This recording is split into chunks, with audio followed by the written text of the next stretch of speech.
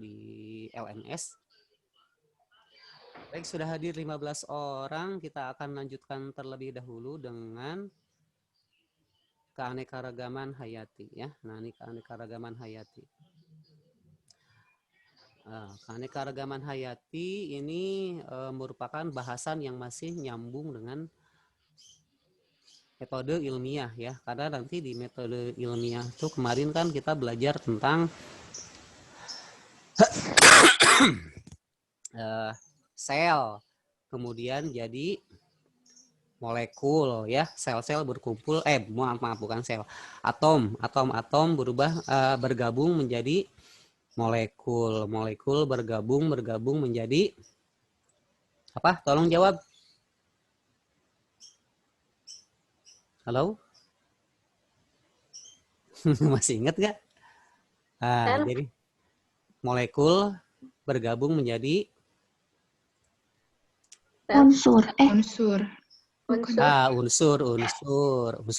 ya. Nah, unsur makromolekul menjadi sel bergabung menjadi jaringan. Oke, jaringan bergabung semuanya menjadi organ. Oke, organ bergabung menjadi sebuah sistem organ. Sistem organ seluruhnya akan menjadi organisasi. Organisme. Oh iya, organisme. Ya benar sih, organisasi juga. Tapi ini di kata bendanya organisme. Nah, dari organisme ini kan nanti masuk ke individu ya. Nah, individu masuk ke populasi. Nah, nanti masuknya ke ekosistem nih kalau kita lihat. Nah, ini ya. Nah, ini. Nah, dari satu individu ini nanti kita akan mendapatkan, nah ini satu individu, kemudian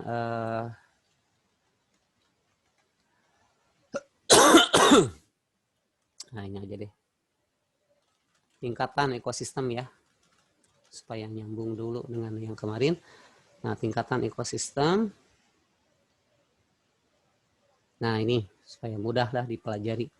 Nah, dari organisme ini kemudian nanti akan menjadi populasi hewan yang sama bergabung dengan populasi hewan yang lain, ini populasi harimau, populasi gajah, bergabung menjadi komunitas. Nah, dari komunitas-komunitas yang ada itu akan bergabung juga menjadi sebuah ekosistem menjadi bioma, dan menjadi biosfer. Nah, nyambungnya ke sini ya. Dari metode ilmiah yang kita pelajari untuk mencandra ya. Jadi mempelajari masing-masing tingkatan trofik ini. Nanti kita akan mempelajarinya di selebihnya, lebih luasnya kita akan pelajari di sini di keanekaragaman hayati. Baik, kita akan main dulu nih wildlife aja deh. Wildlife Park. Oke, sebentar. Di sini nyimpennya. Zutaikun aja deh, supaya mudah. Soalnya gampang. Nah, Zutaikun aja lah.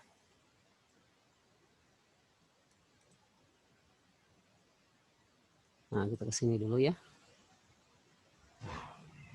Please. Share. Oke, kelihatan tidak?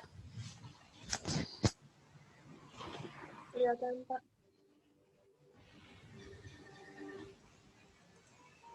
Halo, kelihatan tidak nih? Kelihatan, Pak. Kelihatan. Ya, ini gandeng di awalnya saja sih ya, berisik. Kesana-sananya mah nggak ada suaranya.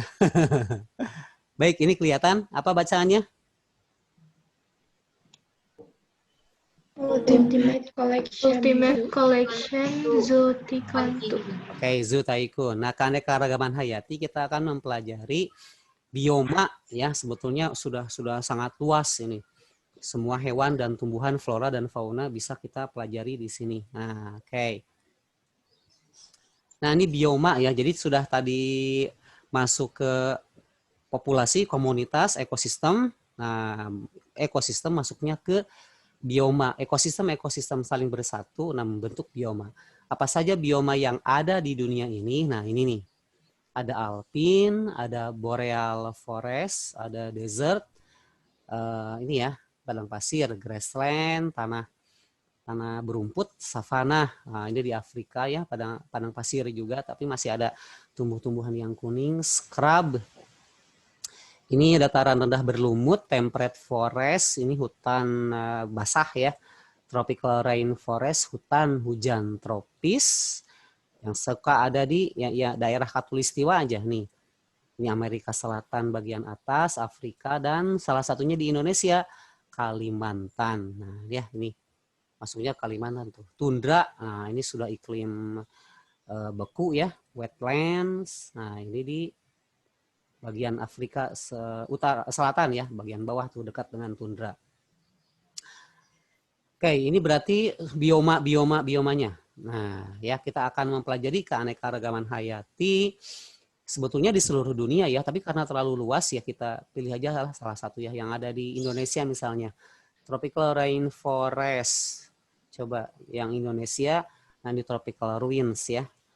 Ini kalau mau dimainin silakan free ya. Softwarenya kalau mau download boleh silakan. Nggak bisa dimainin online. Oke, kita akan melihat apa saja keanekaragaman hayati yang ada di sini ya. Nah, ini ceritanya tropical rainforest nih seperti ini nih. Tuh, kita lihat flora dan faunanya. Nah, ini floranya. Tropical rainforest. Nah, ini apa aja nih yang suka ada di Indonesia ya, berarti khususnya di Indonesia. Nah, ini apa nih? Apa nih? Harimau, singa, macan. Harimau, apa ciri harimau? Ada itunya itu. Garis-garisnya. Ya, ada harimau, singa, macan, itu beda. Kayak katak dan kodok. Apa bedanya katak dan kodok? Kalau katak kulitnya halus, kalau kodok kulitnya kasar. Yang kodok mah yang hitam jijik ya. Kalau misalnya katak yang halus kulitnya. Nah itu. Nah ini harimau ya. Nah ini ciri-ciri khasnya kamuflase. Kemudian dia termasuk filum chordata. Chordata itu jadi punya spinal cord, punya namanya tuh ruas, bukan ruas, apanya tuh aksis sumbu ya, sumbu cord tuh, dan vertebrata. Oke, kemudian kita lihat di sini jaguar. Nah, ini jaguar. Ada ya, macan tutul. Nah, ini jaguar. Biasanya suka hidup di pohon.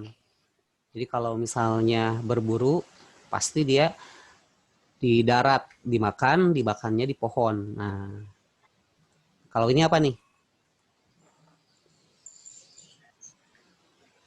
Ini apa? Badak berculah berapa? 2. 1. 1. Di Indonesia hanya ada badak berculah 1. Di mana? Di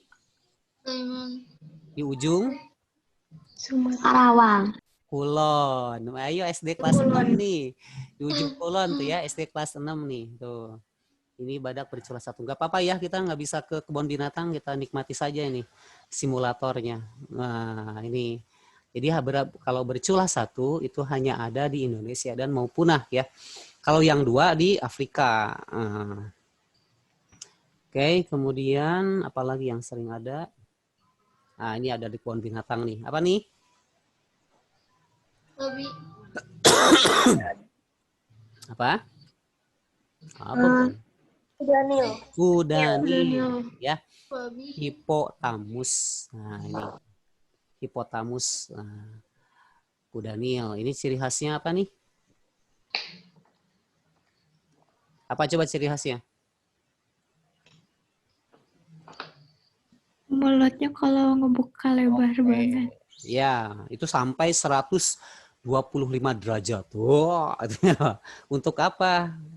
ya pertahanan diri ya. Jadi untuk untuk mempertahankan wilayah dan perkawinan. Biasanya kalau jantan dengan jantan mau kawin, nah itu bertarungnya seperti itu ya. Kemudian, nah kalau ini apa nih? Gorila. Gorila. Kenapa gorila menurut klasifikasi makhluk hidup disejajarkan dengan manusia? Samanya di sebelah mana? Itu teori evolusi yang salah ya. Teori evolusi yang salah, dan memang kalau misalnya manusia berevolusi dari monyet, berarti itu monyet-monyet yang ada di kebun binatang harusnya jadi manusia.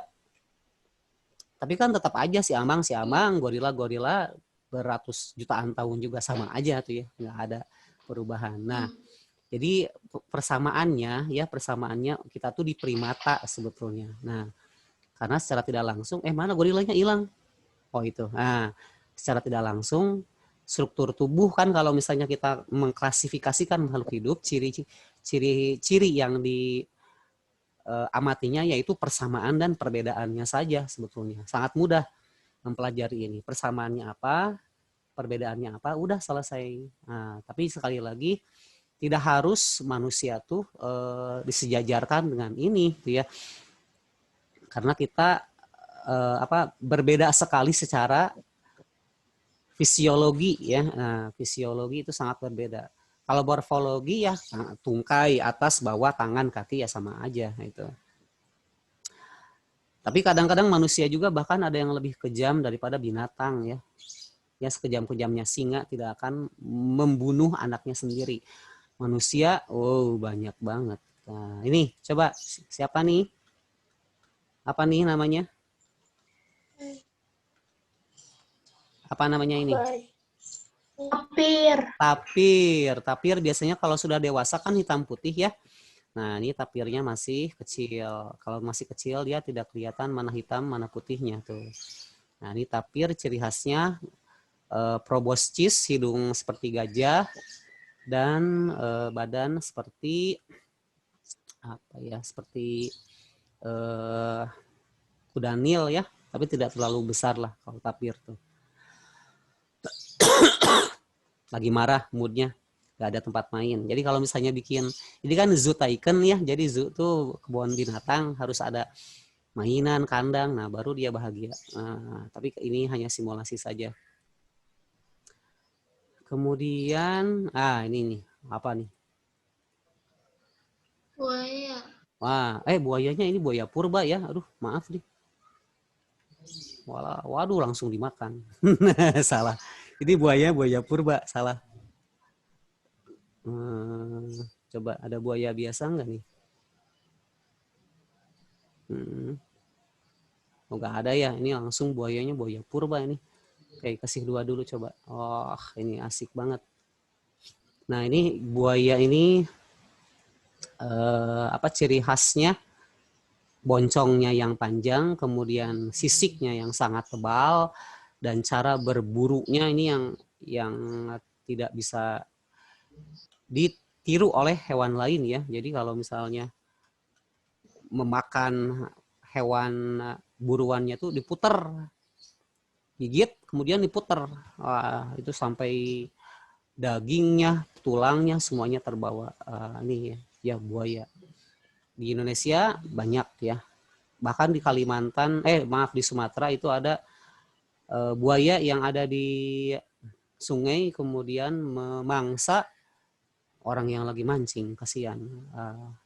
Jadi buaya ini memang keanekaragaman hayati yang perlu dilindungi karena mau tidak mau kita sangat membutuhkan karnivora ya di sebuah ekosistem. Coba kalau misalnya banyak wild beast itu sejenis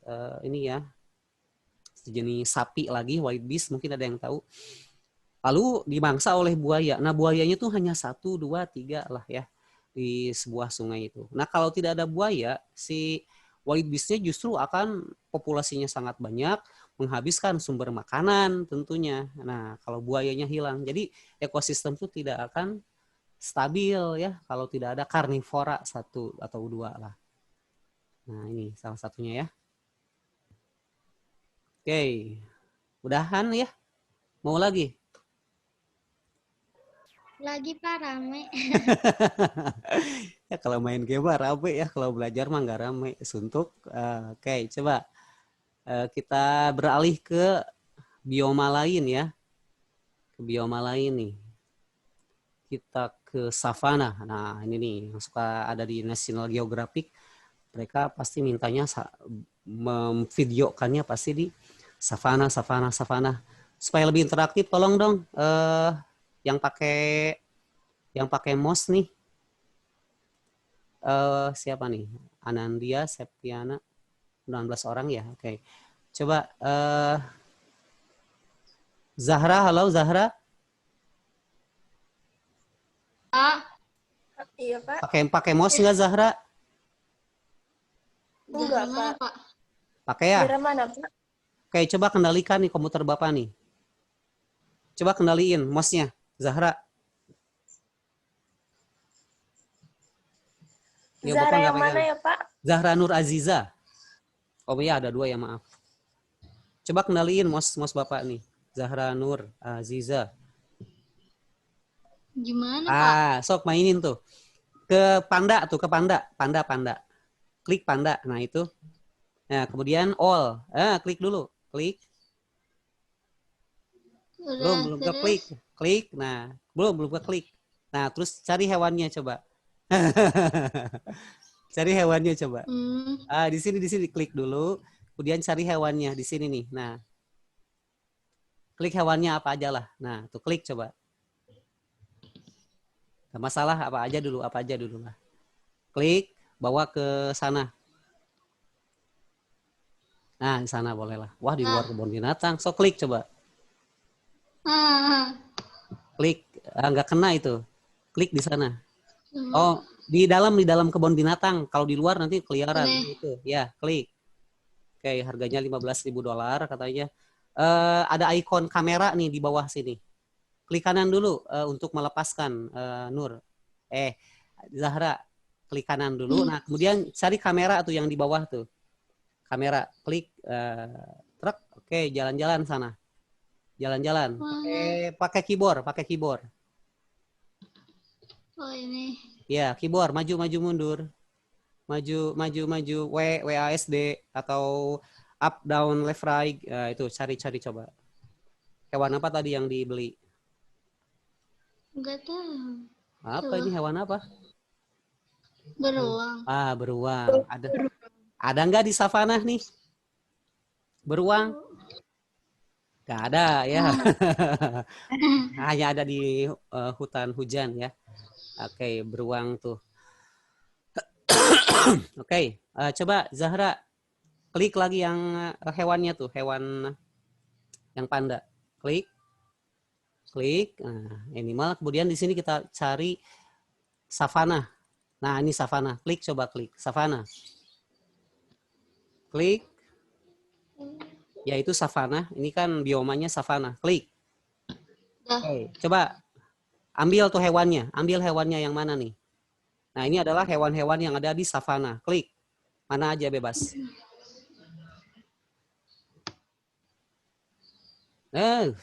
Close dulu. Cuma 10 menit lagi. Gak apa-apa lah ya. Kita out dulu. Kemudian nanti masuk lagi. Maaf ya. Nanti keluar dulu. Nah, ini. Apa nih? Oh, ada 2. Coba jalan-jalan. Halo? Zahra? Ya, masih ngontrol nggak Zahra? masih. Oh, coba. Kiri kanan, atas bawah. WASD. Bisa nggak? Nggak bisa, Pak. Oh, nggak bisa. Berarti tadi ya pas running out of time. Ya. Nah, ini ya apa yang suka ada di savana, giraffe. Nah, ciri khasnya dia ya lehernya sangat panjang. Kalau bertarung dia pakai apa coba? Pakai kaki, pakai leher. Kalau bertarung. Leher. Leher. Jadi si lehernya pukulkan ke hewan musuhnya atau lawannya ya. Jadi kalau misalnya ini jantan-jantan bertarung, nah dia pada mengibaskan leher. Kemudian ini sering ketemu lah ini malah ya, gajah. Nah ini biasanya dia ciri khasnya gajah tuh, kalau gajah Afrika, nah lihat kupingnya nih, lihat kupingnya seperti benua Afrika. Cara membedakan gajah tuh gampang sekali, lihat aja kupingnya. Gajah Afrika itu kupingnya seperti benua Afrika. Gajah Asia berarti kupingnya seperti benua Asia, tapi khusus India. Nah, karena secara geografis dulu kan dunia ini satu benua ya, namanya Pangea. Udah belum belajar dia geografi? Belum. Nah, jadi dulu tuh tidak ada benua-benua seperti sekarang 5 benua. Yang ada hanya satu benua besar, Pangea namanya, Pangaea. Kemudian berpisah selama jutaan tahun seperti diceritakan dalam Al-Qur'an, berjalan seperti awan ya. Nah, kemudian masing-masing hewan tuh ada yang berpindah. Nah, ketika berpindah itulah hewan-hewan tuh tersebar. Jadi ini Afrika, gajah Afrika yang besar seperti ini tidak ada di Asia. Kalau gajahnya Asia punya kita itu asal muasalnya secara geografis dari India. Nah ini yang tadi diceritain. Badak bercula dua, hanya ada di Afrika, di savana. Nggak ada di Indonesia ya, kita hanya punya satu saja. Nah, ini maaf nggak ada suaranya ya, kalau ada suaranya rame ini, berisik. Kemudian, ini paling sering lah ketemu ya, zebra. Kenapa zebra tidak dijadikan tunggangan? Kan sama-sama kuda, ada yang tahu?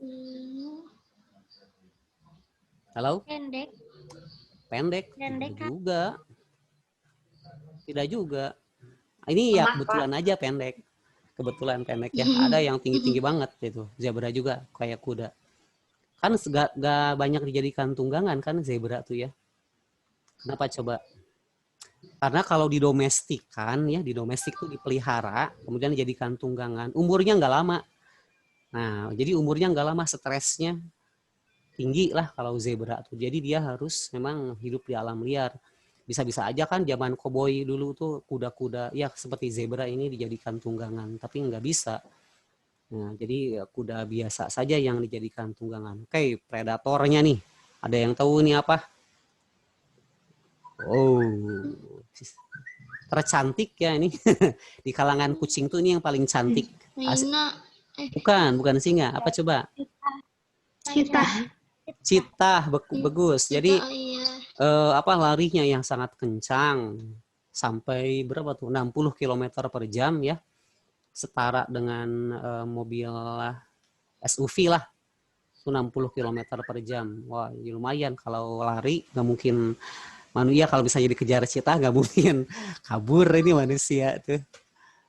Oke, nah itu saja ya karena waktunya sebentar, jadi Bapak tidak lama menjelaskan.